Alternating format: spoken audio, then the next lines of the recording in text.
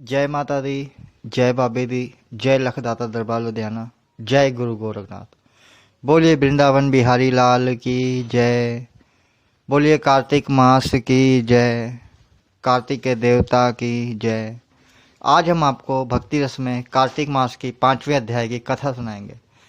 आज की कथा पीपल देव और पथवारी माता की है।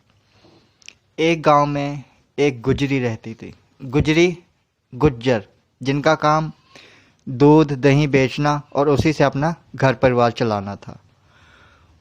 उनके पति और बेटा दोनों शहर में रहते थे, काफ़ी दूर, जो धन कमाने के लिए गए थे। गुजरी और उसकी बहू अकेले गांव में रहती थी। कई दिनों के बाद परेशानियों के चलते गुजरी ने अपनी बहू को कहा कि तू यह दूध दही जा बाजार में बेचा, जिससे हमें कुछ धन की प्राप्ति हो जाएगी और हमारा गुजारा चलना आसान हो जाएगा। गुजरी की बहू कभी बाहर तो गई नहीं थी। पहली बार वो बाहर गई दूध दही बेचने। उसको पता तो था नहीं कि कैसे क्या किया जाता है। उसने बाहर देखा कि कई औरतें पीपल को और पथवारी के पेड़ को, पीपल देव को और पथवारी माता को सींच रही थी। उन्होंने उससे पूछा कि बहना तुम ये क्या कर रही हो। उन्होंने उसे जवाब दिया, हे बहन, ये कार्तिक मास चल रहा है। कार्तिक मास में कार्तिक देवता की कथा, कार्तिक महात्म और कार्तिक अध्याय सुनना चाहिए। हमें पीपल देव को सींचना चाहिए, तुलसी माता की सेवा करनी चाहिए, ठाकुर जी की सेवा करनी चाहिए और पथवारी माता की सेवा करनी चाहिए, जिससे हमें सुख धन अन्न की पूर्ति होती है। और अगर हमारा कोई परिवार का सदस्य हमसे बिछड़ गया है, हमसे दूर चला गया है, तो वह वापस आ जाता है। इतनी बात सुनने के बाद में उस ग्वालिन, उस गुजरी की बहू ने सोचा, क्यों ना ये लोग पानी से सींच रही हैं, मेरे पास तो पानी या जल है नहीं, मेरे पास दूध और दही है, क्यों ना मैं इसी से इसे सींच दूं। क्योंकि उसने कभी कार्तिक मास के बारे में सुना ही नहीं था। कार्तिक मास की पूजा विधि विधान के बारे में उसे पता ही नहीं था। उसने ऐसा ही किया और वह प्रतिदिन जाती और वहाँ पे उन लोगों से कार्तिक मास की कहानी, कथा, महात्म और गुणगान सुनती रहती। वह प्रतिदिन पीपल और पथवारी के पत्तों को पेड़ की छाया में बैठी रहती और कथा सुनती रहती और अपने सारे दही दूध से उनको सींचती रहती। कुछ दिन बीतने के बाद में सास ने उससे धन मांगा तो उसने बोला, सेठ ने बोला है कि भी महीना ख़त्म होने के बाद हिसाब करेगा। करते करते महीना समाप्त हुआ और पूर्णमासी आ गई। सास ने बोला, आज महीना समाप्त हुआ और पूर्णमासी आ गई, आज हिसाब लेकर आना तू। वह गई और पीपल के सामने धरना देकर बैठ गई और रोने लगी। पीपल देव प्रकट हुए और उससे उसकी सारी परेशानी पूछी, भी तू रो क्यों रही है। उसने बोला कि मैंने सारा महीना दूध दही आप पर चढ़ाया, अब मेरी सास उसके पैसे मांग रही है, तो मैं क्या करूं। पीपल ने और पथवारी माता ने जवाब दिया, हमारे पास तो पैसे हैं नहीं, हमारे पास ये पेड़ की डंडियाँ, टहनियाँ, पत्ते और कुछ नहीं है। तू ऐसा कर, हमारे पत्ते, टहनियाँ और डंडियाँ ले जा और गुल्लक में रख देना। उसने ऐसा ही किया।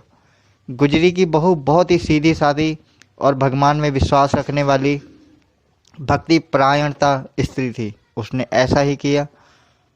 कुछ देर बाद जब उसकी सास ने फिर पैसे की मांग की तो उसने बोला, मैंने पैसे गुल्लक में रख दिए। जब उसने गुल्लक खोल के देखा तो उसकी डंडियाँ और टहनियाँ हीरे मोती बन गए थे और पत्ते धन का रूप ले लिया था।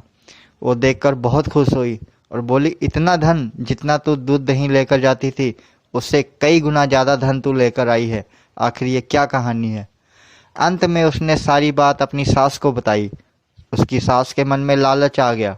उसने बोला, क्यों ना अगले कार्तिक मास को मैं भी ऐसे करूँगी।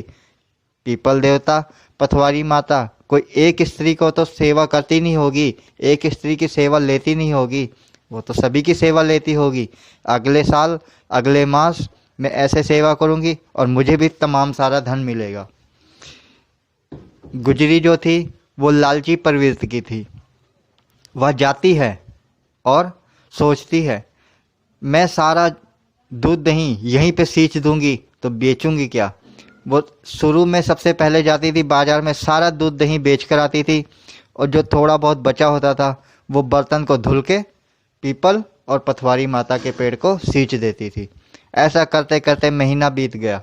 पूर्णमासी के दिन उसने अपनी बहू से बोला, तू मुझसे पैसे मांग।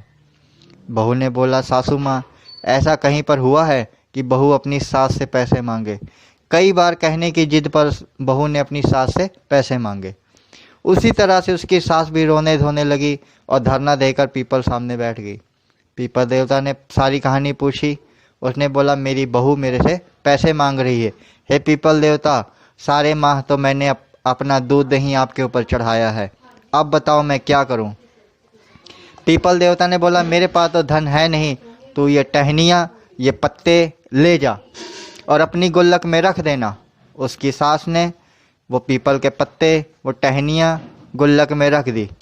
जब उसने गुल्लक खोल के देखी बहू ने, तो देखा कि पीपल की टहनियाँ पत्तों के पैसे की जगह पे वहाँ पर कीड़े मकोड़े भरे पड़े थे। जब कीड़े मकोड़े भरे पड़े थे तो सास बड़ी दुखी हुई और अपनी बहू को ताना मारने लगी, क्या बात, तुझे तो पीपल देवता ने धन दिया और मुझे कीड़े मकोड़े दिए। तो सारी पड़ोस की औरतों ने बोला, आपकी बहू ने सच्चे मन से सच्चे भाव से परमात्मा का ध्यान करते हुए सारा अपना दूध दही चढ़ाया, और आपने कपट मन से कपटी स्वभाव से पहले दूध दही बेचती थी और बचता था तो ठीक है, नहीं बचता था तो पानी से बर्तन धुलकर चढ़ा देती थी। इसी कपट का आपको फल मिला है। जिसको देखकर उसकी सास बहुत दुखी हुई।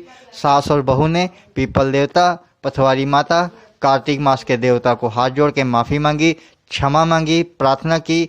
अगले साल हम दोनों विधि विधान से आपकी कथा सुनेंगे, पूजा करेंगे। हे पथवारी माता, हे पीपल देवता, आप हमारे पे कृपा करें। इतना सुनने के बाद में पथवारी माता, पीपल देवता ने अपनी कृपा की। इस कहानी से हमें शिक्षा मिलती है, अगर हम पूजा पाठ करते हैं, अगर थोड़ा करें या ज़्यादा करें तो सच्चे मन से करें, सच्चे भाव से करें, अन्यथा ना करें, क्योंकि इसका फल कुफल हो जाता है। हमारी पूजा पाठ, हमारा समय सब व्यर्थ जाता है अगर हम सच्चे मन से नहीं करते हैं तो। जय माता दी, जय बाबा दी, जय लखदाता दरबार लुधियाना, जय गुरु गोरखनाथ। इसी वाणी के साथ में अपनी वाणी को विराम देता हूँ और कल हम अपने नए अध्याय के साथ आपसे मिलेंगे। जय माता दी, जय बाबा दी, जय लखदाता दरबार लुधियाना, जय गुरु गोरखनाथ महाराज। जय माता दी, जय बाबे दी, जय लखदाता।